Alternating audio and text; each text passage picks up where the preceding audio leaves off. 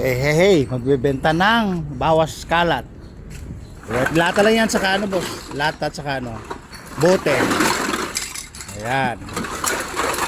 Alright. Si Boss Lino.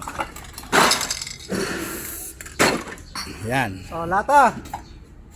Lata. 23.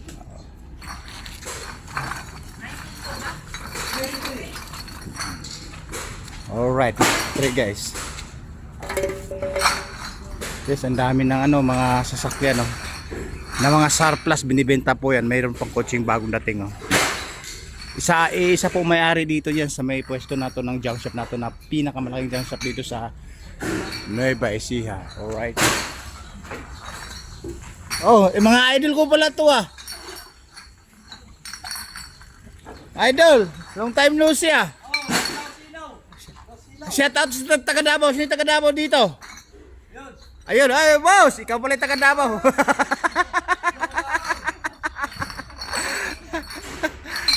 Yung pala, malas guys nagsashout out sa atin. Isang bida-bida dito, wala pa eh. Hindi pa natin nakikita eh.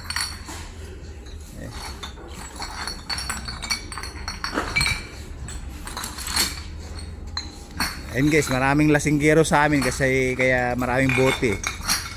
Tapos nagbabawas tayo ng kalat dahil alang paglagyan ng stock sa bodega namin. Si Boss Lino ba? Nasaan ba? Boss, si Boss Lino. Nakita ko doon nag-aamaniho ng ano, ng traktor. Traktor ba 'yon?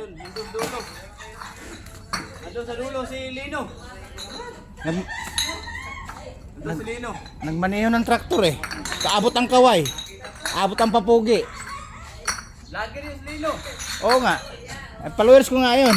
Walang ginawa ko dito mawa. Minsan ito yung pinaglalaruan niya. Ito.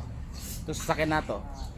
Alright guys. Again sa pinakamalaking junk shop dito sa Nueva Ecija. So okay ko na bida-bida. Tapos yung mga bida-bida natin. Ala eh. Baka andun sa dulo. 39. Andun sa dulo yung mga ibang bida-bida natin.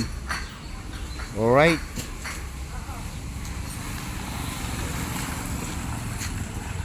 Ito may idol, bebenta si idol, oh. Dami.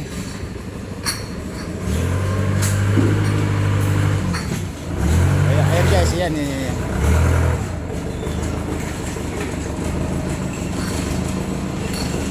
Gasol guys, buo pa to. Parang may laman. Boss, pinakilo na to? Pinakilo? Parang may laman pa. Lalaman yan. Ano ba yung sira na ito? Sayang naman.